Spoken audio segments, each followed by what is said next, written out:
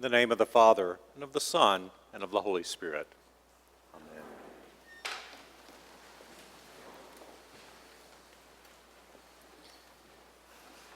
Years ago, my father saw an ad in the back of a popular mechanics magazine for a do-it-yourself kit with everything you need to build a full boat kayak canoe for $29.95 in just one weekend. He thought it would be a great father and son's project, so he ordered it. 7 months later, after working on it every weekend and most weeknights in my dad's workshop, we finally built that kayak canoe. Looking back on all the added parts and tools he bought, as well as all the time we invested in it, it would have been much cheaper and much easier if he had just gone out and bought us an already made canoe. But he wanted to build it, and he wanted to build it with his sons. In today's gospel, a man wants Jesus to tell his brother to divide the family inheritance with him now. Instead of honoring the man's request, Jesus does what he often does. He examines the deeper motives behind the request.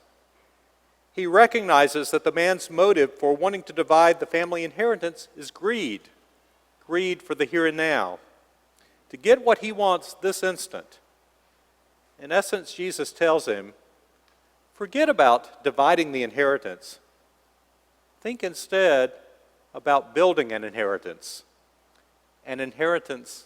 of the heart. Jesus tells him a story of a rich young fool who has been blessed with abundant crops and is worried about where to store them. He tears down his barns and he builds bigger ones. His dream is not to share anything with those around him, nor is it to leave anything for those who will come after him. His dream is to relax, eat, drink, and be merry. The driving force around all his dreams, as well as all his waking thoughts, is himself. He wants to make sure he has instant happiness at all times. Even the structures he builds are solely for him, and they have a temporary nature about them. He will tear them down in a heartbeat if he needs bigger barns to give him a lifetime of instant gratification. Even we, the church, can get caught up in instant gratification. We can crave the idea of having more people, more giving, more ministry, more glory, and wanting to expect that to happen right now, instead of attentively listening to God and joining Christ in patiently building the church, person by person, life by life, soul by soul. When our cravings are only about ourselves and what we want instantly, our efforts to satisfy them will ultimately fail.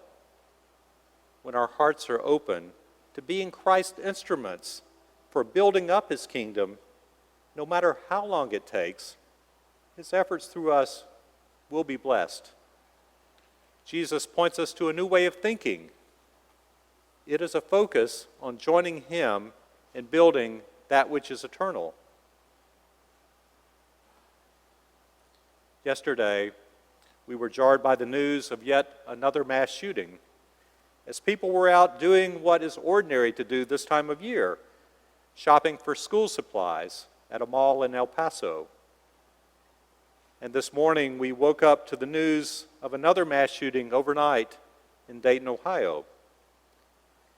And while it did not result in as large a body count as these others, we were just as jarred locally when 2 people were killed and 1 was injured at a shooting at the Walmart store in South Haven on Tuesday. These images can become fleeting and temporal as our minds quickly move on to the next shooting, the next major event, the next news cycle. But for the families of Anthony Brown and Brandon Gates here locally, and those of all the victims in El Paso, Dayton, and earlier in the week in Brownsville and Gilroy, the effects are lasting and will haunt them every day for the rest of their lives. people shot are real, and their senseless deaths and critical injuries leave lasting holes in our hearts. Their deaths and wounds call upon us to take time to reflect on ways we can end gun violence once and for all. One way to honor the victims is for us to build something eternal, to seek to build a society that is not only safe, but one that cherishes, one that treasures, one that loves all our lives. I've noticed parents this morning hugging their children a little more closely. We, at long last, must find a way to stop this madness.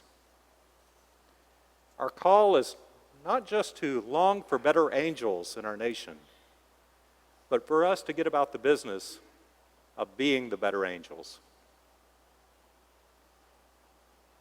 I was especially moved this week when seeing the father of Stephen Romero, the 6-year-old boy who was killed in the shooting at the Garlic Festival in Gilroy, California last Sunday afternoon. The father talked about all the things they loved to do together, playing on the seesaw, playing in the backyard, playing baseball. And I couldn't stop thinking that they won't have a chance to build more memories together. They won't have a chance to build a canoe together. A few years ago, I went back to my dad's old fishing camp house on Lake Mary Crawford near Monticello, Mississippi. And there on the back porch was that kayak canoe that we built. 40 years later, it was still in fairly good shape. And it was being enjoyed by my nephews and my niece, a new generation. What surprised me when I looked at that canoe was that my fondest memories of it were not the good times I had of rowing it out in that lake.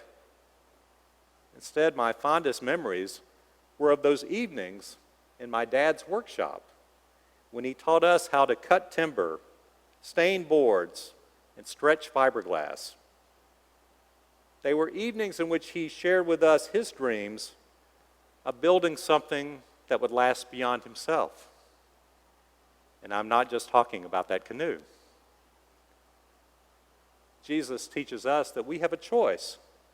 We can spend and waste a lot of time craving the fleeting treasures of an instant, or we can be part of the deeply fulfilling work of joining him in patiently building the eternal treasures of the heart. My father gave me such a treasure when he invited me to join him in building a canoe. Amen.